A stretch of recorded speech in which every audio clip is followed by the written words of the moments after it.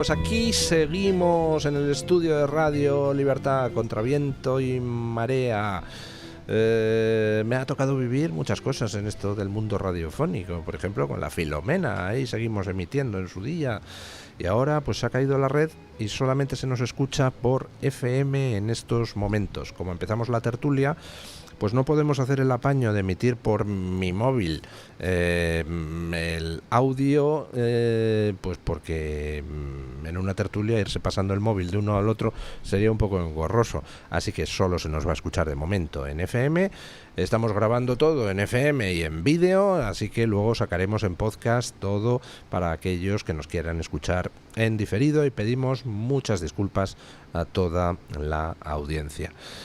Don Borja Montoro, ¿qué tal está usted? Muy bien, muy buenos días, muy bien. No tan en buena forma como Romerales, pero bien. Romerales está que se sale. Romerales está que se sale. Sí. Estaba en plena actividad. ¿A usted le gustan los videojuegos? Pues la verdad es que no juego nunca, ¿no? Me acaba de fichar ahora una compañía de videojuegos de Londres, empiezo a trabajar con ellos. Bueno, pues hay un subgénero que es el de los zombies, ¿no? Donde tú vas con una pistola o distintas armas, vas por una calle así post-apocalíptica y te salen todo tipo de zombies y tienes que andar. Sí, no he jugado, no los he visto y tal, pero es que yo era. Bueno, pues Romerales está movilizando a todos los zombies que puede. Es una cosa brutal. Don Marcos de Quinto, ¿qué tal está usted? Aparte de estupendo. Muy bien, y quiero saludar a Sofía, por supuesto, de estar yendo al colegio. Respecto al tema de videojuegos, cuidado que uno puede acabar como Dolcet, que empezó con los videojuegos y fíjate, luego ha acabado con Leire y tal. Y me recordaba el chiste Javier. Chiste de ¿qué tal está usted? Y que dice, pues mira, pues mi mujer me ha dejado, mi hijo le han metido en la cárcel, se ha muerto mi madre, etcétera. Y encima este calor, porque la situación en la que estamos hoy aquí y encima no tenemos aire acondicionado en el estudio. De verdad, hoy se nos han juntado muchas cosas, pero lo importante es el espíritu. Espíritu que ayer vimos que en Valencia está un tanto caldeado. Hemos hecho un programa especial este martes, anteayer en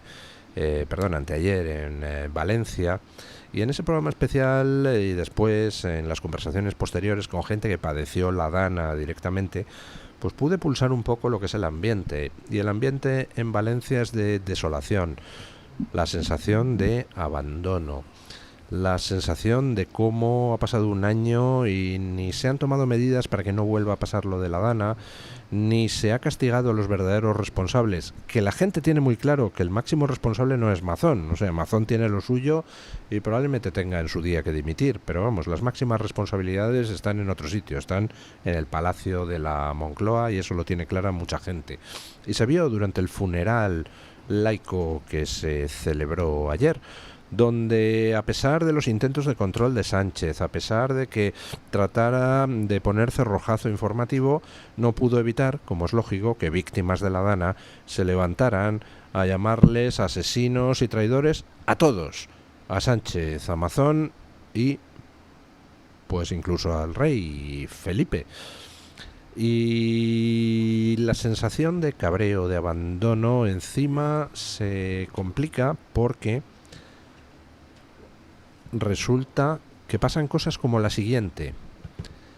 El gobierno pues ha repartido dinero para paliar los efectos de la dana, pero de una manera muy peculiar.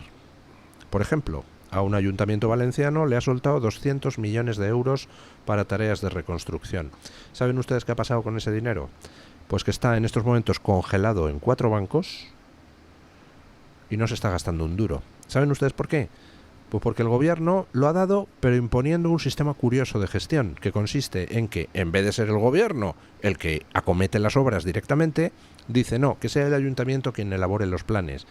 Y eso sí, no le damos al ayuntamiento recursos para contratar más técnicos, para elaborar proyectos, y hay en estos momentos un atasco brutal y no se está gastando el dinero en la reconstrucción. Y todos en Valencia pues lo dicen, que lo que está pasando es que están reteniendo el dinero para empezar a gastarlo cuando se aproximen las elecciones municipales. Y claro, se pueden ustedes imaginar lo que eso genera en el corazón de los valencianos, ¿no? Sí. Bueno, yo lo que veo de lo que sucedió ayer es el PSOE es absolutamente, lo hacen muy bien el marketing, y te lo digo alguien que ha trabajado en ese área. Ellos lo que tratan de hacer es un malo de sustitución. Y el esquema del malo de sustitución funciona. Ellos no tratan de decir de si no ha tenido culpa Teresa Rivera o Marlaska, que también es importante el papel de Marlaska, o incluso Sánchez, sino simplemente concentran toda la maldad en un personaje y eso pues les exculpa. Y bueno, han hecho una puesta en escena espectacular, porque han hecho un cribado de víctimas, porque muchas de las víctimas no estaban representadas en ese acto que han hecho. Han cogido aquellas víctimas y asociaciones, pues por decirlo así, más cercanas a ellos, y han hecho una trampa absoluta en la cual ha caído también Mazón, y lo tenían todo perfectamente hecho entre los expertos de Moncloa y, por supuesto, la gente de Radio Televisión Española, que son los únicos que han tenido autorización para emitir, y entonces pues hemos visto lo que ellos han querido que viéramos. Lo que sí es remarcable, don Luis, es la hipocresía de este Partido Socialista. Y quería yo, porque no sé si lo habéis comentado, porque no he podido escuchar el programa, pero sí quería comentar un hecho que sucedió el 9 de octubre de 2018 a las 19:30. Se inundó Sant Llorenç, en Palma de Mallorca. 13 muertos hubo ese día, el 9 de octubre de 2018. La presidenta era Francina Armengol, y mientras se estaban muriendo esas 13 personas que fallecieron por esas inundaciones en Mallorca, la presidenta de Baleares, Francina Armengol, estaba en una fiesta que había organizado Prensa Ibérica para celebrar los 40 años del Diario de Mallorca. Entonces, bueno, pues esta gente pues ha cogido lo de Mazón, probablemente porque tiene ahí un tema morboso, porque a lo mejor si Mazón hubiera estado reunido en el Ventorro con unos chinos de Huawei, pues entonces no hubiera habido tanto escándalo como se está produciendo. Y bueno, lo han cogido, lo han hecho muy bien, han cogido él de malo de sustitución, y entonces enfocándose en él, sin que en ningún momento estén exculpando a ninguno de los suyos, pues simplemente la atención va ahí y ese malo de sustitución les está funcionando. Una estrategia muy interesante, pero lógicamente yo espero que la gente, o sea, que el PP a nivel de comunicación, a nivel de marketing, oye, que sepan que se están enfrentando contra unos trileros y que no pueden tener esa actitud que tienen, donde encima, pues oye, lógicamente, en vez de haber contrarrestado toda esa estrategia que estaba teniendo el PSOE, pues se le ve dubitativos, que por un lado un día apoyan a Mazón, otro día que no, y tal, y al final lo único que se hace es que ahí está toda la atención, se está divirtiendo toda la atención hacia esa zona e impidiendo que haya un debate sobre el resto de cosas. La verdad, unos magos, pero sobre todo es que en el otro equipo juegan unos ineptos. No puedo estar más de acuerdo con lo que acaba usted de decir con respecto a la estrategia del Partido Socialista, que son verdaderos maestros a la hora de lanzar su relato y de manejar los medios de comunicación y de dirigirlo todo. Ayer estaba tomando un café y en la distancia tenían en la pantalla puesta Televisión Española y era en bucle constantemente, y era el día de ayer en el que se iba a celebrar esta especie de, lo que fuese ayer por la tarde, se llamaron funeral, pero esa especie de celebración rara, un poco no me gustó nada, pero estaba todo preparado, era un circo preparado a la gloria de Pedro Sánchez, que vino escudándose en su majestad el rey, para primero poner al payaso de las tortas por delante, que era Mazón. Indudablemente todo estaba preparado para lo que dice usted con toda la razón. El Partido Socialista ha encontrado el desvío, a quién hay que golpear y a quién hay que encausar por todo esto, las culpas van a ir para él, y el relato... Ellos son muy machacones, entonces dirán tal, lo adjudican, las muertes de Valencia, tal. Por supuesto, aparte de que con esas inundaciones hubo muertes no solamente en Valencia, pero no se habla en absoluto de nada de eso. En lo que no estoy completamente de acuerdo con lo que ha dicho usted es con lo del Partido Popular, porque usted dice, se les ve dubitativos. No. El Partido Popular ha sido todavía peor. El Partido Popular y los medios afines al Partido Popular han colaborado en esa campaña, porque es que el Partido Popular son muchos partidos populares. Y una cosa es Mazón y otra cosa es el Partido Popular desde Génova y las cabeceras de determinados periódicos o los micrófonos de determinadas radios que le llevan zumbando a Mazón casi más que el Partido Socialista. Entonces, por unas reyertas, por unas peleas internas, porque a Mazón hay que recordarlo siempre, lo trajo o lo colocó donde está Teodoro García Egea. Entonces, que ya no es una persona que tenga peso dentro del partido, creo recordar, porque entonces era secretario general, creo que estaba mano a mano con Casado. Luego, después de la salida de Casado, pues parece que se fue todo su equipo, etcétera, pero no se fueron todos. Entonces, y uno de los que se quedó fue Mazón. Entonces Mazón es un incordio dentro de la estructura del partido.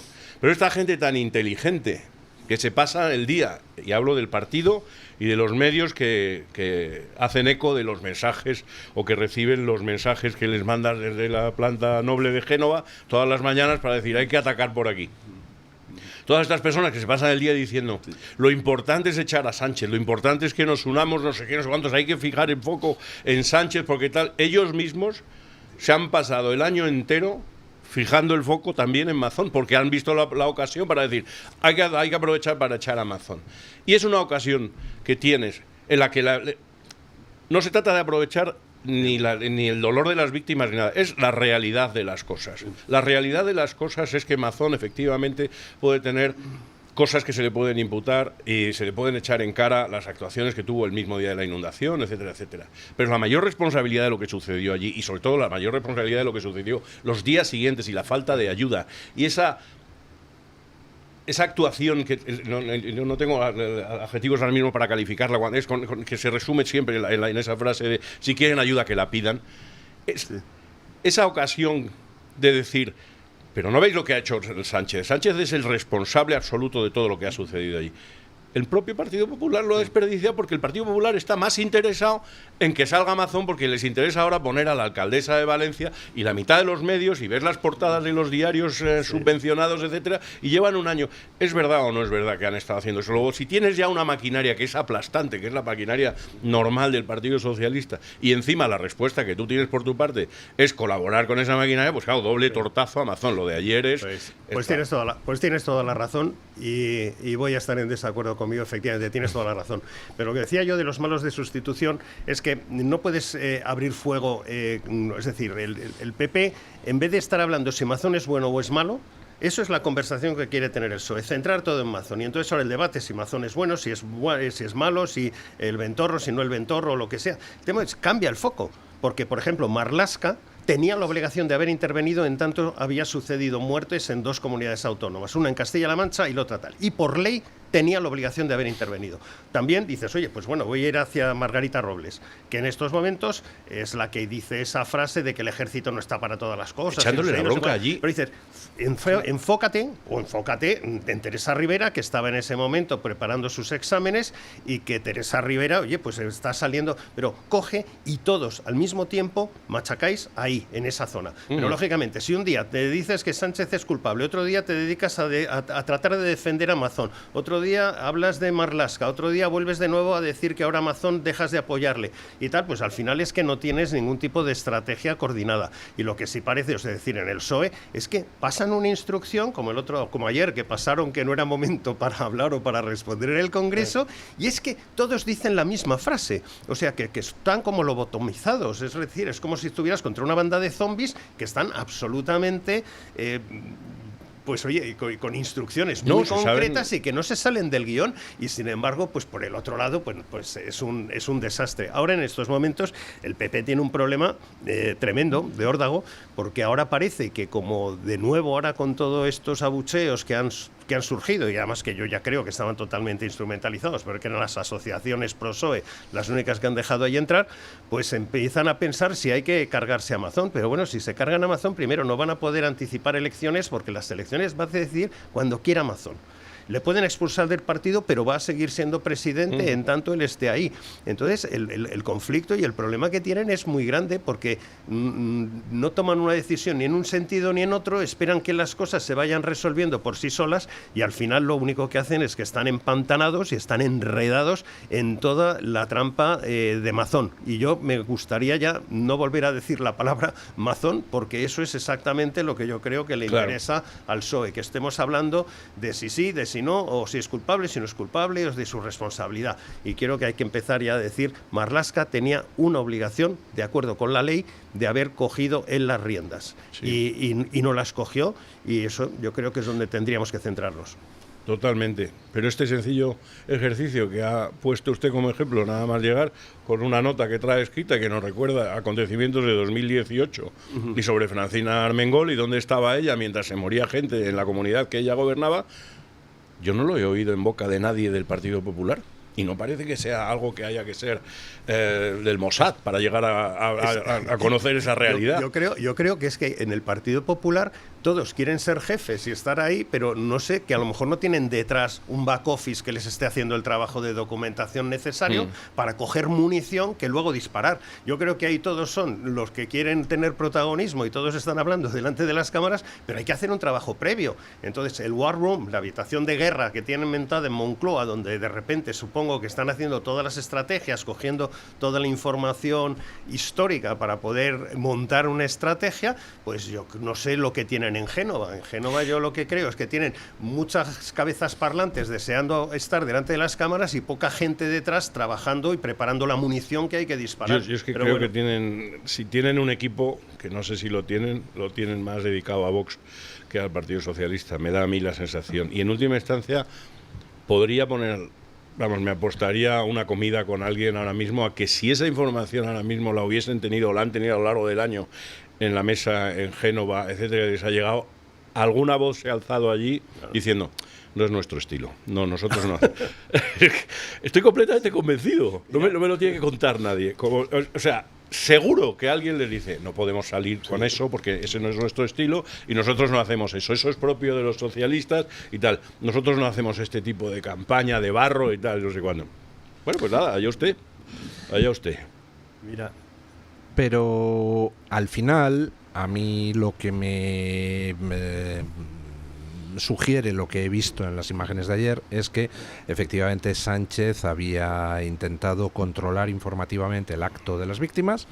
Sánchez había dado el monopolio de las imágenes a Radio Televisión Española y a la agencia EFE para evitar que los medios de comunicación captaran escenas que a Sánchez no le convinieran. Sánchez había hecho una especie de reunión semiprivada con víctimas seleccionadas, de las cuales había excluido a todas aquellas que no le parecieran suficientemente controladas, pero no pudo evitar que en el funeral algunas de las víctimas se levantaran a insultar de manera gruesa a Sánchez Amazón y también al rey. Yo querría, y esas víctimas que se levantaron a pronunciar esas palabras, asesinos, traidores, fueron secundadas con aplausos por una parte de las víctimas que estaban, de las restantes víctimas que estaban allí sentadas. Yo querría preguntar por esa extensión de las responsabilidades al rey. ¿Es justa? ¿No es justa? Yo creo... Es una opinión personal, que dentro de lo que fue la respuesta inmediata al tema de la Dana, pues la Casa Real fue posiblemente la única que reaccionó bien, poniendo los medios que de ella dependían a disposición de los afectados. El rey mandó a su Guardia Real, en vista de que el gobierno no mandaba al ejército, el rey mandó a su Guardia Real a Valencia con carácter inmediato. Entonces... ¿es justo esta extensión de las responsabilidades? Desde mi punto de vista, no. Y yo, que soy monárquico y que siempre he defendido la corona como institución, y eso no me impide, por supuesto, porque una cosa es ser monárquico y otra cosa es ser cortesano, el haber tenido ocasión de poder criticar a Su Majestad el Rey cuando me ha parecido que o no está bien aconsejado o no lo está haciendo bien en determinadas cosas, como han sido algunos discursos que ha tenido recientemente, especialmente en todo lo que es la materia de la guerra de Israel contra Hamás, y me ha parecido que estaba muy mal aconsejado y lo he criticado. En este caso, en el caso de la Dana, me parece que su intervención ha sido muy buena, ha sido muy necesaria y fue, creo sinceramente, que fue un buen apoyo para la gente y que la gente se sintió de alguna manera arropada por alguna institución del Estado, que puede que fuese la única institución, el quedarse aquel día allí en Paiporta a pie firme cuando Sánchez salió corriendo a la primera bola de barro, creo que fue un día una buena decisión de la Casa Real. Y creo que también pienso que si no ha ido más es porque no le han dejado ir más o porque ha pensado que si iba más iba a tomarse como un enfrentamiento institucional, que tal vez no era lo que le aconsejaban, etcétera, etcétera. En todo caso, creo que hay suficientes responsables detrás de todo lo que ha pasado en Paiporta como para encima venir a echarle en cara al rey, en este caso, lo que haya sucedido. Se le pueden echar en cara otras cosas recientemente, pero en particular todo lo que tiene que ver con la Dana, en absoluto, al revés. Yo creo que ha estado donde tenía que estar y ha estado bastante bien en su sitio. Sí, yo creo que el rey, que Felipe VI, en estos momentos, pues tiene tres cosas que le prestigian. Bueno, primero, es decir, una vida discreta y la parte de corte y que ha reducido. Tiene otro, su intervención que hubo tras el golpe en Cataluña de Puigdemont, y la otra luz de su reinado pues ha sido el tema de la Dana. El tema de la Dana en su comportamiento en Paiporta, pero también el hecho de que le mandara la Guardia Real de inmediato, sin esperar. Pero hay que recordar que él es el jefe de las Fuerzas Armadas. De alguna manera podría haber tratado de influir más para que Margarita Robles no enviara con cuentagotas y con un retraso de 3 días, una semana, al ejército. Entonces, pues en algún momento yo creo que los españoles desearían ver algún gesto o alguna acción por parte de Felipe VI, y que no siempre pues estuviera dando un poco la imagen de secuestrado, que es la que creo que mayormente está dando. En cualquier caso, el artículo 56 de la Constitución dice que el rey es el jefe de Estado, símbolo de la unidad y permanencia, y dice arbitra y modera el funcionamiento regular de las instituciones. Entonces, ese arbitraje y moderación del funcionamiento regular de las instituciones nos encontramos en una época donde jamás hemos tenido un funcionamiento más irregular de las instituciones. Por ejemplo, nos encontramos con que el legislativo no legisla, porque la legislación se negocia en Suiza o en Waterloo, y que además la función de control que tiene el Congreso pues es absolutamente ignorada. Nos encontramos también con problemas entre dos instituciones de las Cortes, entre el Senado y el Congreso, donde el techo de gasto se le ha hurtado al Senado su capacidad de veto. Nos encontramos con un funcionamiento anómalo del Poder Judicial, donde uno de los poderes, que es el Ejecutivo, trata de someter al Poder Judicial. Nos encontramos con una Fiscalía, es decir, el funcionamiento regular de las instituciones es un desastre absoluto. Luego, esa función, porque efectivamente el rey tiene muy poquitas funciones de acuerdo con la Constitución, pero para una que tiene y que además está estipulada, que es arbitrar y moderar, me gustaría saber qué puede hacer. Yo no lo sé, porque yo no soy rey, pero sí creo que él tiene que tener asesores que le expliquen cómo se ejecuta precisamente ese artículo, que es el 56. Y yo no sé, pero yo creo que de cara a la imagen de la Casa Real ayudaría mucho el no ver al rey riéndole las gracias a Pedro Sánchez en tantos actos públicos, ¿no? Sí, por supuesto. Y también se agradecería, es decir, que Pedro Sánchez dejara de humillar en público, que parece que es lo que disfruta con el tema que el jefe de Estado. Porque al final parece que en el organigrama de nuestro Estado es como si el rey, que es la figura superior, pues estuviera como si fuera el asesor o el adjunto de Pedro Sánchez. El jarrón chino, sí. No, es decir, oye, el rey es el jefe de Estado y merece un respeto, pero en todo momento, pues oye, pues Pedro Sánchez está tratando de disminuirlo.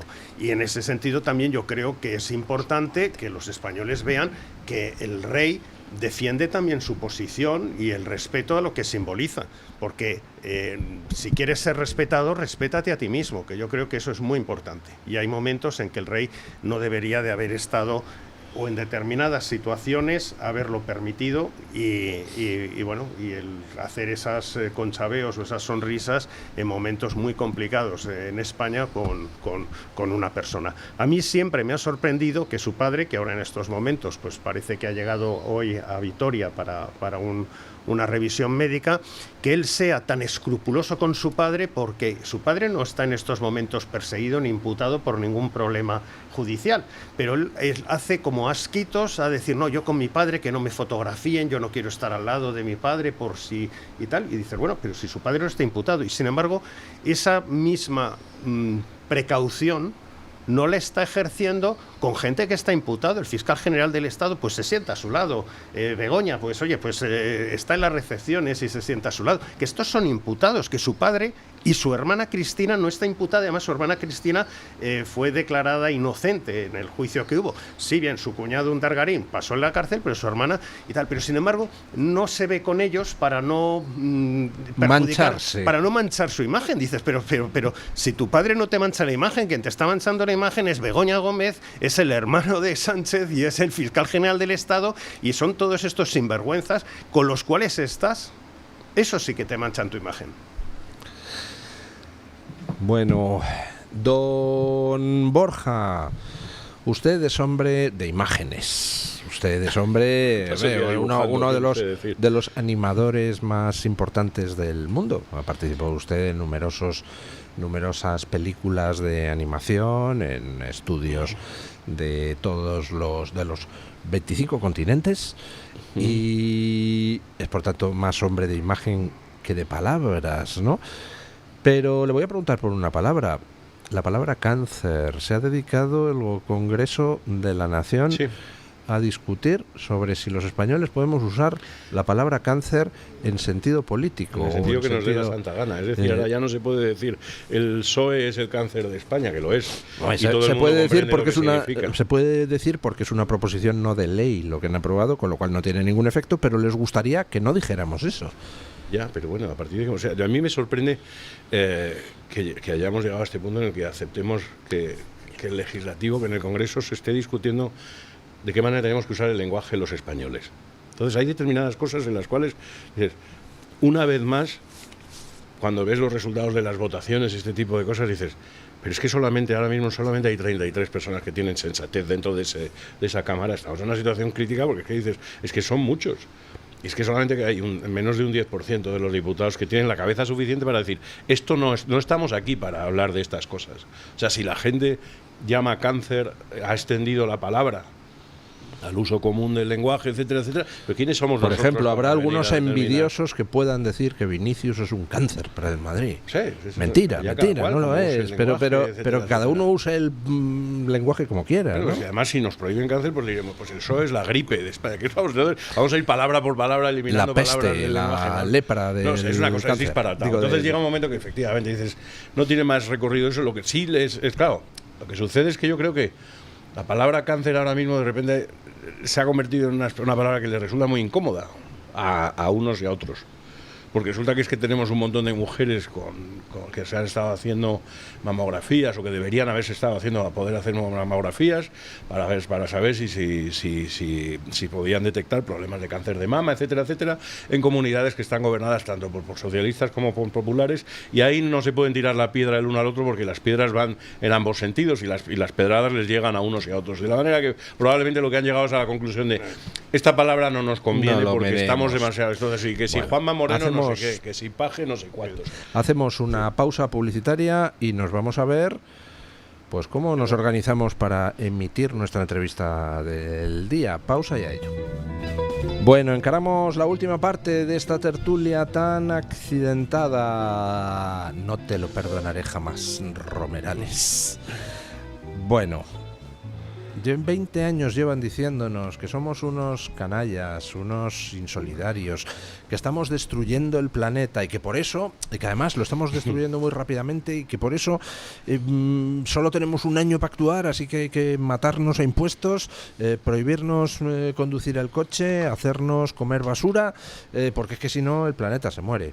20 años llevan así con esa mandanga y algunos han hecho fortunas gracias a esa estafa climática. Y ahora de repente se descuelga Bill Gates con que, bueno, en realidad lo de que el calentamiento global sí existe, pero lo de que va a destruir a la humanidad, que es quizá un poquito exagerado y que por tanto no habría que dedicar tanto dinero al calentamiento global, sino a otras cosas, como paliar el hambre y tal. Y dices, pero panda de golfos, ¿van a devolver el dinero que se han llevado todos los que se han enriquecido con la estafa climática? ¿Va a pagar alguien con la cárcel? Me pregunto yo, no sé. Sí. Bueno, esto es lo que yo llamo los Nostradamus de todo a 100. Nos llevan engañando desde hace décadas. ¿Me acuerdas? En el 72 el Club de Roma decía que para el año 80 nos íbamos a morir todos de hambre porque no daba a la población suficiente y tal. Bueno, de ahí salen todas las políticas de control de la natalidad, etcétera, etcétera, etcétera. Luego creo que era en los años 80 cuando la OPEP decía que en los años 90 se acababa el petróleo y que bueno, y que iba a ser eso también un desastre. Eso, bueno, todas estas cosas de Nostradamus de todo a 100 llevan dos consecuencias. La primera es, te aumentan los impuestos y te prohíben cosas. En aquellos momentos hubo la reducción de la velocidad en carreteras que no se hizo originariamente por un tema de seguridad, sino por un tema de consumos. Y por otro lado, por supuesto, subieron el precio de las gasolinas. Luego vino Al Gore con que se iban a derretir los polos y tal. Bueno, no se han derretido los polos en la Antártida, 5.000 kilómetros más de superficie de hielo.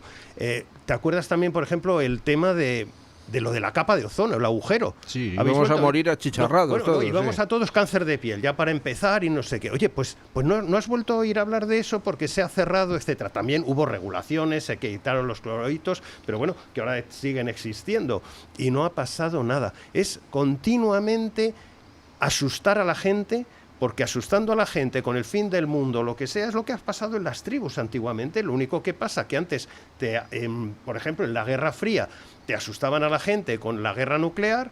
Ya como no, después del muro de Berlín y tal, ya no hay guerra nuclear ni nada, pues entonces se tienen que inventar cosas, estos grandes sacerdotes que se juntan en Davos para asustar a la gente y gracias a tenerlos asustados, pues meter legislaciones, meter más impuestos y meter prohibiciones. Entonces llega un momento que lo que hay que pasar es mandarles a la mierda a todos estos. O sea, lo de Bill Gates, esto ya es impresentable. Es decir, están continuamente montando historias para posteriormente, oye, cuando quedan desarmadas, porque afortunadamente a través de redes sociales y tal ya se van desarmando estas cosas cuanto antes, pues bueno, que estos sinvergüenzas sean los que en estos momentos estén mandando en el mundo. Y también, por otro lado, lo importante ya es que los ciudadanos se empiecen a reír de todos estos druidas que salen ahí y que empiezan a decir todas estas cosas. Hay que ser un poquito más serios. Más críticos, sí. Totalmente de acuerdo. A mí me gustaría señalar que al margen de cuando vemos esas fotos con mucha solemnidad y mucha pomposidad de Donald Trump en Egipto y firmando los acuerdos de paz, todo eso ha sido un gran éxito y se le estaba a punto, todo el mundo estaba todavía, menos mal, bueno, se lo han dado a María Corina Machado, que es un premio Nobel muy merecido. No todos los premios Nobel de la Paz son muy merecidos, de hecho, no se sabe si, pero bueno, ennoblece el premio el hecho de que se lo hayan dado a María Corina Machado. Me alegro mucho por ella, etcétera, pero habría estado muy bien adjudicado a Donald Trump también, y yo creo que no solamente por eso, ha firmado más acuerdos de paz recientemente entre Camboya y Tailandia, está haciendo cosas verdaderamente remarcables, está haciendo una cosa que no nos damos cuenta de hasta qué punto va a hacer cambiar los balances de poder, que es todo lo que está haciendo con las Fuerzas Armadas en las costas de Venezuela, etcétera, etcétera, y la presión a la que está sometiendo a la cabeza de la narcodictadura en Sudamérica. Y luego está haciendo cosas que se notan menos de este tipo, pero que el hecho de que aparezca ahora Bill Gates y salga con un mensaje como esto, eso no es casualidad. Eso, evidentemente no. Si Kamala Harris hubiese estado en la Casa Blanca, Dios nos ha librado, gracias a Dios nos aprieta, pero no nos ahoga, pero si ella hubiese estado en la Casa, Bill Gates no habría dicho eso hoy. Eso es indudable. Entonces, a mí lo que me molesta es que luego estos pequeños triunfos, que son triunfos para toda la humanidad, y son triunfos, en teoría, de este lado de la trinchera, digamos, de todos los que hemos combatido, después se los van a adjudicar muchas personas, que son unas personas que tienen mucho conocimiento, mucha sabiduría, en ocasiones mucha soberbia, personas que llevan un año y pico insultando a Donald Trump, hablando de él como si fuese... cuando era Ronald Reagan, porque ahora mismo todo el mundo reivindica a Ronald Reagan, pero yo me acuerdo cuando Ronald Reagan era un cowboy, y no lo decía solo la izquierda, lo decían siempre los mismos sofisticados. La derecha tiene un problema con sus sofisticados. Con sus cipotudos. Con sus cipotudos sofisticados, sí. Y entonces...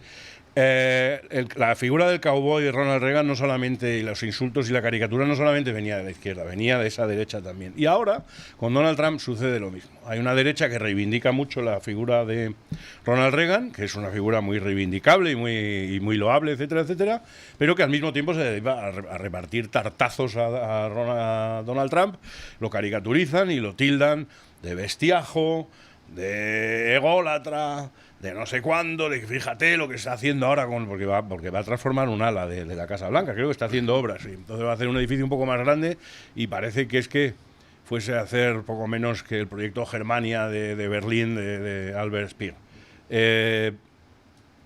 Y este tipo de derecha que se va a beneficiar de todas estas cosas, en algún momento debería tener la humildad suficiente como para salir y decir: hombre, habrá que darle gracias a este señor por todo lo que está haciendo, porque está haciendo un buen montón de cosas. Cosas que no se notan tanto, pero que yo, que soy muy usuario, no solamente de Twitter, soy muy usuario de LinkedIn, porque profesionalmente es una red que funciona muy bien, etcétera, y siempre estamos muy al tanto y tal. Pero yo recuerdo los meses de junio en LinkedIn, y todas las compañías, todas, tintaban sus logos con la bandera del arco iris, todas. Esto no ha pasado en este año. Este año, el mes de junio, LinkedIn no tenía ese tinte, y eso tampoco es casual. Entonces, toda esta batalla que se está ganando, yo sé que es una batalla por la que todos peleamos, etcétera, y el señor Marcos de Quinto es una parte activa con su pie en pared y es una actividad. Pero todos teníamos que, de alguna manera, decir: caramba, hay que reconocerle al presidente de los Estados Unidos que está en vanguardia de todo este movimiento. Sí, sobre lo que comentabas de las empresas que tenían, bueno, que eso ya está ahora remitiendo con el arco iris, todas las sus logos y tal. Hay un tema interesante. A mí me preguntaron una vez en una conferencia que estaba dando con empresarios, me preguntó un empresario que por qué creía yo que todas las empresas del IBEX y las medianas y grandes empresas todas abrazaban la Agenda 2030. Y me quedé pensativo y acordándome de mi vida anterior como presidente de una multinacional, les comenté que lo que pasa con los empresarios es que todos quieren que sus empresas sean percibidas como una empresa que contribuye a un mundo mejor.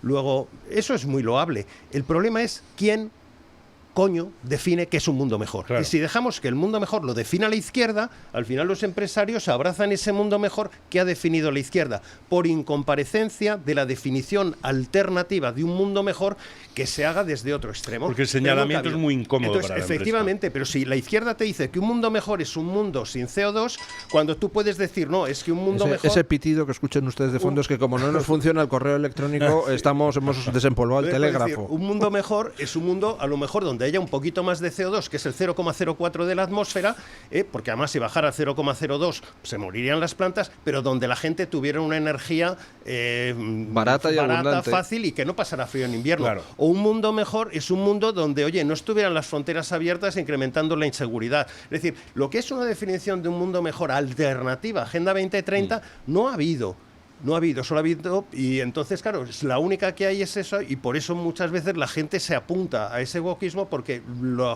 las empresas, en principio, no se dedican a pensar sobre estas cosas. Y si hay una hegemonía de izquierda que te está definiendo las cosas, claro, y hay un consenso donde incluso los partidos de derechas, algunos las abrazan, y si hay activistas pagados con dinero público para presionar a las empresas que no pasen por el aro, pues claro, las empresas dicen... Es que está todo tan... Con lo mismo que hemos empezado la tertulia hablando, que estaba don Marcos de Quinto hablando de el muñeco de las tortas, que era Mazón, volvemos a traer el nombre, pero vuelve a lo mismo, es la misma estrategia. Y en esto que hablamos de la Agenda 2030, de los discursos catastrofistas y apocalípticos, etcétera, no solamente se busca meter miedo, se busca el muñeco al que hay que repartir tortas, el culpable. ¿Es usted culpable de que la mitad de la humanidad vaya a perecer? ¿Por qué? Porque no abraza usted lo que yo le estoy diciendo. El planeta se va a calentar. Entonces, es muy difícil, como dice don Marcos de Quinto, es muy difícil mantenerse en pie y ser el único de la clase, ser la única empresa, cuando estás mirando el entorno alrededor y dices, pero coño, el vecino del quinto ya ha cambiado el logo. Joder, el vecino del tercero también. Y el otro también. Esto no sucede de la noche a la mañana. Esto sucede porque hay una presión, efectivamente. Entonces, cuando ves que 1, 2, 3, estos han cambiado el logo y todos empiezan a mirarte a ti y dicen, ¿y usted cuándo va a cambiar el logo? Entonces, se ejerce esa presión porque la presión viene diciendo, esta es la agenda, que es la agenda, como dice el señor Lequito, que es la agenda que marcan ellos, y dice, y no solamente es la agenda que es buena para la humanidad, es que el que no se apunte a ella es un genocida y es un demonio de la humanidad. Entonces te señala, ¿qué empresa aguanta eso y cuánto tiempo aguanta eso una empresa? Sobre todo, además, cuando están de acuerdo en esa agenda los supuestamente conservadores y los socialistas. Y eso es el problema, porque están de acuerdo en esa agenda. Porque no aguantan un avispero en un ojo, no se le puede pedir a una gran empresa que confronte con los postulados de una Agenda 2030 cuando aquellos que se reparten el poder en la mayor parte de países de Europa están de acuerdo con ello. Entonces dices, bueno, lo que hay que hacer es que espabilar y que los políticos de alguna manera... Pero es que te hace falta, efectivamente, entonces el perfil político que te hace falta realmente para combatir esa apisonadora es un perfil político como en su día fue un señor al que llamaban cowboy, y como ahora mismo es un tío que cuando le habla a la prensa dice usted es un bocazas y usted es basura. Pero humildemente pues es hacer la batalla cultural, pero hay que recordar... Poner pie en pared, hombre. Exacto, pero que la batalla cultural hasta hace muy poco el Partido Conservador aquí en España decía que eso era una tontería y que meterse en esos debates era una estupidez. Bueno, ahora dice que hay que hacerla, pero no la hace. Porque antes de ayer el alcalde de Madrid, que había aprobado una resolución de Vox para el latido y para dar información sobre el síndrome post-aborto a las mujeres que fuesen a someterse a una intervención para realizar un aborto, y que a todo el mundo le puede parecer, y yo estoy seguro de que a todo votante de la derecha, sea de Vox o del Partido Popular, le pareció extraordinario, y lo que no entiendo es que no le parezca bien a todo el mundo, porque en definitiva es proporcionar información a una persona para que decida libremente. Para que decida libremente. Si estamos diciendo que esto se trata de decidir libremente, la libertad viene con la información. Bueno, pues en el momento le ha durado, no sé lo que le duró, una semana, menos 3 días, es lo que le duró. Entonces dices, es que son de barro. Es que a la primera de cambio, en cuanto se le viene una mitad de campaña, que por supuesto además la mitad de campaña viene por supuesto la avalancha de la izquierda, pero enseguida flaquean 2 dentro del propio partido. Bueno, es que esto habría que ver, tapón, y a las 2:30 se acabó. Y entonces temblequean y se caen. Entonces la batalla cultural es imposible darla con ese cimiento. Tiene que ser un cimiento firme, armado, serio, que se plante y que diga, no, esto está mal. Y esto es mentira. No, pero es que no sé qué, es que fíjese usted, el consenso científico... Bueno, el consenso científico es la risa, porque la ciencia que yo sepa nunca habían avanzado por consenso, pero esto es un palabra que se ha inventado, lo del consenso científico. No, es que el consenso científico... Bueno, pues no, pero eso es mentira. Lo que usted me está diciendo es mentira. Además, nos está conduciendo a... No, lo que usted está diciendo es mentira, y además no hay consenso científico sobre ello. Eso es otra mentira. Eso es otra mentira, además. Y entonces además dice, y además nos está usted empobreciendo. Europa se está empobreciendo. Y los ciudadanos europeos tenemos peores perspectivas de las que tuvieron nuestros antepasados. Por primera vez en mucho tiempo. Y esto porque es hemos perdido la sana costumbre de colgar colgar de los pulgares a los responsables de empobrecernos. Cuando los pueblos dejan que el responsable de su empobrecimiento se vaya de rositas, pues hombre, los otros se acostumbran, dicen, anda, mira, tragan estos bobos de aquí abajo, pues vamos a... Lo que hay que ver es si los responsables de empobrecernos ellos a cambio no se han enriquecido. Hombre, claro que se han enriquecido, sí, pero... Habrá que ver quién paga el material que venden, ¿no? Que eso está por investigar. Pero el caso es que eso funciona de esa manera. Entonces necesitamos líderes que verdaderamente presenten batalla y que presenten un frente claro ante esa avalancha. Y ¿ustedes perciben, como percibo yo, que en estos momentos la situación política y las tendencias de fondo en la sociedad están cambiando a una velocidad brutal, que ya nadie maneja, y que en estos momentos pues prácticamente todo el mundo está muy de los nervios? ¿Tienen ustedes también esa sensación? Yo creo que los nervios han aflorado porque el pistoletazo de salida de la batalla política real, la de las elecciones, la de las urnas, ya hasta ahora hemos estado con agendas y con encuestas y con cosas y tal. El pistoletazo se ha puesto ya en marcha, ya tenemos elecciones con una fecha concreta en Extremadura y todo el mundo va a ver y todo el mundo va a analizar lo que salga de allí. Yo lo que veo es que hay una separación, ha habido una separación, y además de esto no es desde ahora, lleva ya tiempo una separación totalmente entre lo que es el mundo político y lo que es la realidad social y lo que es la sociedad. Entonces, pues bueno, nos encontramos primero, yo supongo que la mayor parte de votantes socialistas pues deben de estar absolutamente alucinados con lo que está pasando, aunque sigan votando por inercia lo que voten, porque no tiene nada que ver a lo mejor con lo que ellos siempre han creído que era ese partido. Veo por otro lado que el Partido Popular va detrás de los acontecimientos, está tratando de cambiar sus discursos, pero dices, bueno, porque la sociedad de alguna manera se está yendo por otro lado y lógicamente ese divorcio entre lo que es la representación política y lo que es la sociedad se está dando cuenta absolutamente la gente. Yo creo que los partidos que estaban, por decirlo así, en su negocio del poder, de repartirse el poder, pues se están dando cuenta que cada vez es mayor ese divorcio. Por eso, en estos momentos se ven que también los partidos establecidos, los partidos tradicionales, pues están perdiendo agarre. Y bueno, pues tienen que estar como muy asustados porque es una transición donde tienen que mantener el negocio de siempre y quieren mantener de alguna manera pues el sistema que es el que conocen y en el cual han vivido y tal, con un nuevo sistema que está apareciendo, que es con la gente, con sus propias opiniones, algo que ya no controlan tanto como antes podían controlar. Y estamos en medio, yo creo, de esa revolución. Perdón, es que, a ver... La gente yo no creo que haya cambiado tanto realmente. El sentido común, el normal de la gente en realidad sigue más o menos queriendo lo mismo. Quiere educar a sus hijos, quiere tener una vida feliz, quiere prosperar, quiere trabajar, ganar dinero, que le vaya bien, comprarse otro coche, irse a cenar con amigos. Todo ese tipo de existencia, salir a darse un paseo y saber que pueden volver tranquilamente a las 10 de la noche, no es tan difícil de averiguar. Entonces todo eso, de alguna manera, lo que pasa es que la realidad te golpea y te dice, no puedo.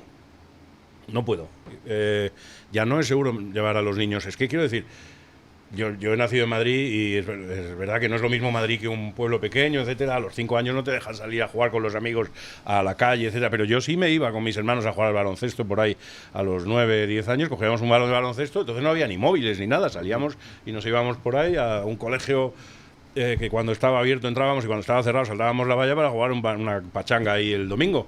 Y nos íbamos un grupo de amigos y tal, y volvíamos luego.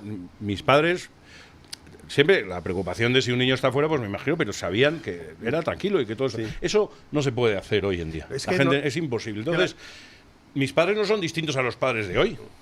Pero lo que pasa es que nos están cambiando la sociedad y nos están cambiando la sociedad de una manera que cuando uno hace el ejercicio que estás tú haciendo ahora es cuando realmente te das cuenta de decir, claro, pero qué gran diferencia hay. Por ejemplo, yo el otro día ponía de ejemplo que Viviana Aido fue en 2008 cuando dijo la palabra miembra.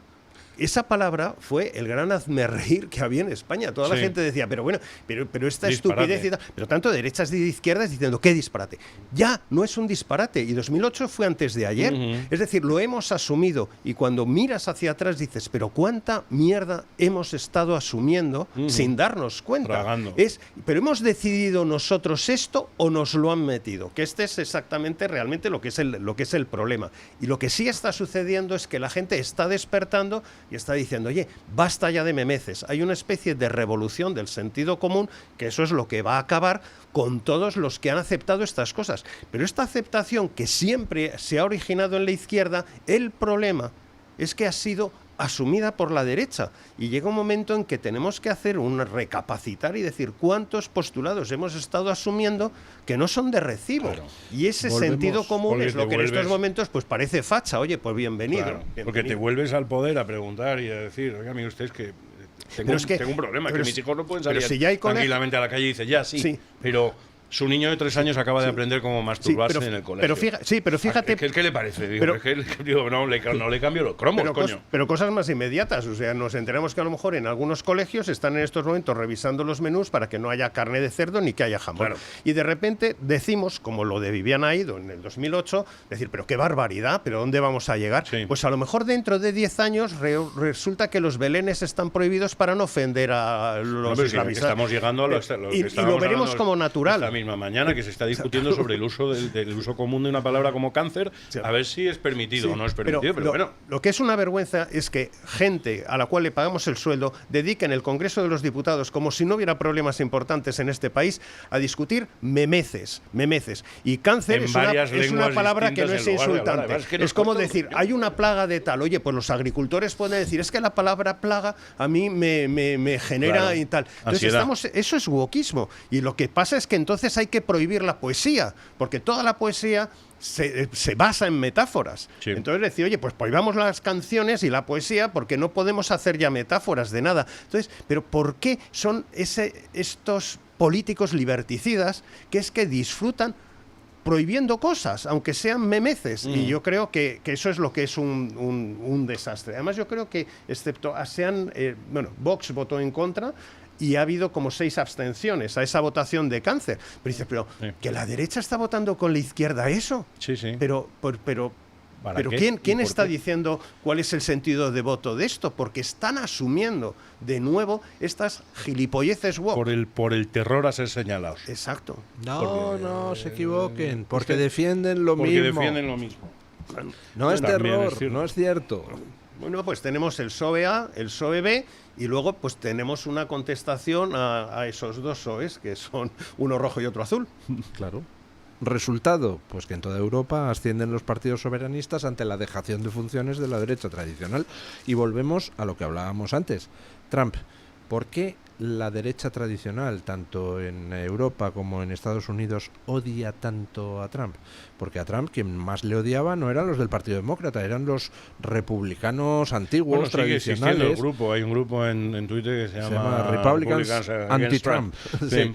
¿Pero por qué? Pues porque Trump lo que ha venido a demostrar es que, por supuesto, que no había ninguna ley inexorable de la naturaleza que condenara a la sociedad a ir aceptando poco a poco los planteamientos woke enloquecidos. Ha llegado Trump y ha dicho, señores, sexos, hay uno hombre y hay otro mujer. Punto. Oiga, pues ha desaparecido esa pulsión de tantos jóvenes para declararse trans. De repente ha caído en picado. Sí. Con lo cual te demuestra el tío que desde el poder, por supuesto, que se pueden cambiar las cosas, solo faltaba. Sí, y hace falta, y algún día habrá que rendir homenaje, porque no es fácil plantarse, alzar la voz y decir las cosas que nadie se atreve a decir, y que hay muchísimas más personas de lo que la gente se cree en todos los sectores, y en el mío lo conozco bien, que no piensan lo mismo. Lo que sí es difícil es levantar la voz y decir, que yo no pienso lo mismo, y decirlo en voz alta. Eso es más complicado. Pero hay que alabar figuras como J.K. Rowling, que se ha jugado el tipo. Con dos narices, sí, señor. Hay muchas personas a las que algún día habrá que agradecer el haber mantenido la última llama que estaba a punto de extinguirse de la sensatez, porque yo creo que la humanidad, y especialmente Occidente, hemos llegado a estar demasiado cerca del desastre, del precipicio, de un lugar de donde ya no se regresa. Creo que sí. Doña Carmen Carbonell, después de este desastre que hemos tenido tecnológico hoy, ¿cómo ha ido la encuesta? Absoluto desastre, don Luis, y tenemos que darle las gracias a nuestro equipo de mantenimiento, que están trabajando los pobres, como suele decir, pico y pala, a ver si consiguen solucionar, pues yo que sé, la red, el aire del estudio, alguna cuestión relacionada con la clima climático, emisión. Bueno, pues es que son algunos problemas, pese a los cuales nosotros seguimos trabajando, don Luis, haciendo lo que podemos con nuestras modestísimas herramientas. Les traigo los resultados de la encuesta que lanzábamos esta mañana. Estábamos haciendo una serie de valoraciones sobre la labor política de diferentes líderes. Don Luis arrancó el martes con Pedro Sánchez, ayer preguntamos por Alberto Núñez Feijóo y hoy, casualidad, venía don Santiago Abascal y preguntábamos a nuestra audiencia sobre cómo valora la labor política de Santiago Abascal. Sepan ustedes que es una encuesta que solo hemos podido distribuir a través de Twitter, de tal manera que no hemos podido recoger los comentarios que habitualmente nos envían desde el chat de YouTube o, por ejemplo, desde las publicaciones. Así que a todas aquellas personas que pacientemente estaban esperando, les pedimos disculpas y les damos las gracias, sobre todo por su comprensión. Respecto a esta pregunta, señores, 4 opciones: excelente, buena, mala o pésima. Para sorpresa de poca gente, el 64% considera que es excelente dentro de nuestra audiencia y grandes seguidores de don Santiago Abascal. El 31% dice que es buena. Hay un 4% que la califica como mala y un 1% que dice que es pésima. Bueno, pues ya lo ven, ese es el veredicto que deja Twitter en este sondeo tan particular que hemos lanzado. Y voy con comentarios, por ejemplo, algunos críticos, como por ejemplo Marisa López, que le dice que le queda mucho por hacer y tiene que tener cuidado con lo que tiene dentro de algunas ciudades que dejan comunicación y prensa en manos de no profesionales. Una crítica que le hace Marisa López, que además ella es periodista. Vino de Garrafón dice que más luces que sombras, pero a veces se le olvida que el rival real no es el Partido Popular, sino que es el gobierno de Pedro Sánchez, y añade que es el de las prostitutas, la cocaína, también los filoetarras y los golpistas, que de todo hay dentro de ese gobierno Frankenstein. Tomasa dice que es excelente y también el no haber asistido al triste acto de Valencia en honor de Pedro Sánchez, hablando de ese funeral laico que más que un acto de homenaje a las víctimas parecía un acto de gloria del presidente del gobierno. María Dolores Domínguez dice que con todo en contra, los medios de comunicación, el gobierno del Partido Popular y algunos politiquillos traidores que muy convenientemente han salido del partido pero que están llenos de rencor. Santiago Abascal sigue adelante y lo está haciendo muy bien. Y termino con un comentario de Canino Excelsior que dice: si ayer nos preguntábamos de Feijóo cuál era la labor política que había hecho, con Abascal hay que decir que no ha hecho. Y pone encima de la mesa mociones de censura, movilizaciones en la calle, querellas ante el Tribunal Supremo, una verdadera oposición en España, en Europa y un amplio abanico de alianzas internacionales. Así que don Luis ya lo ve, un poquito de todo dentro de esos comentarios de Twitter. Bueno, muchísimas gracias, doña Carmen Carbonell. Está declarando Sánchez en la Comisión de Investigación del Senado. Y está siendo una comparecencia bastante divertida. Lo poco que hemos podido seguir por estos problemas técnicos, tengo que decir que ha dejado algunas perlas que ya le reflejaremos nosotros mismos. Perlas, Dice, alguna cosita ha dicho. Cita textual que la tuitea doña María Jamardo: estoy convencido de que en alguna ocasión he podido liquidar en efectivo como secretario general del PSOE. ¿Liquidar el qué? ¿Liquidar el qué? Bueno. ¿El sueldo, el sobresueldo, el gasto? Sí, exactamente qué gastos pasaba los del Falcon. Dice, no, me he cogido un Falcon para ir a no sé dónde, aquí está el de la gasolina. Bueno, gracias don Borja Montoro. Muchas gracias. Muchísimas gracias don Marcos de Quinto. Gracias a doña Carmen Carbonell y a los oyentes por su paciencia. Les pedimos disculpas por los problemas técnicos hoy y ponemos punto final a la tertulia con don Paco Linares, que hoy nos quiere hablar de libertad, crimen y castigo. Buenos días, don Paco. Saludos muy cordiales y gracias por estar ahí. Primero voy a reflexionar sobre ¿qué es la libertad? La libertad es la capacidad de una persona para actuar según su propia voluntad, según su propio criterio. Se trata de uno de los valores más trascendentales del ser humano.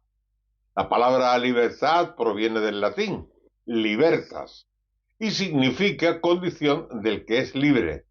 Esto es, el estado o situación de la persona que no es esclava ni prisionera y tiene la posibilidad de tomar decisiones y realizar cualquier acción. Ser libre significa poder elegir y actuar de acuerdo con las propias creencias, valores y deseos. Por ejemplo, cuando un niño llega al parque, tiene la libertad de elegir a qué jugar, o de jugar con otros niños, o jugar solo. En este contexto, la libertad le permite tomar decisiones sobre cómo quiere disfrutar de su tiempo en el parque. Sin embargo, es importante recordar que la libertad conlleva responsabilidades. Ser libre no significa hacer lo que queramos sin tener en cuenta las consecuencias. También implica actuar de manera consciente y respetuosa hacia los demás, reconociendo sus derechos y su dignidad, la dignidad del otro. Después de haber optado por una opción, la dejación de deberes contraídos deben tener un castigo. Cuando una persona en España se presenta libremente para ser elegido presidente del gobierno, debe conocer la ley sobre protección civil.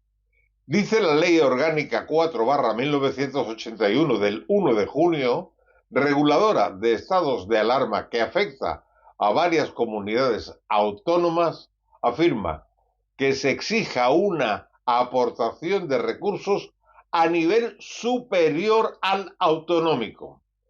¿Dónde estaba Pedro Sánchez, Teresa Rivera, Margarita Robles, cuando por sus negligencias hubo más de 300 muertos entre las comunidades autónomas de Castilla-La Mancha, Andalucía y la Comunidad Valenciana? A mi parecer deberían estar ya en la cárcel. Lo que pasó hace un año fue un crimen por dejación de funciones y que nunca dejaron de cobrar por eso. Quien no tiene responsabilidades en ese sentido es Mazón. Pero ahí tenemos a Sánchez luciéndose como un pavo real. No somos libres si no aceptamos las consecuencias de nuestras responsabilidades, porque a mi modesto parecer hay un crimen, pero todavía no ha habido castigo. Mañana más y mejor. Punto final.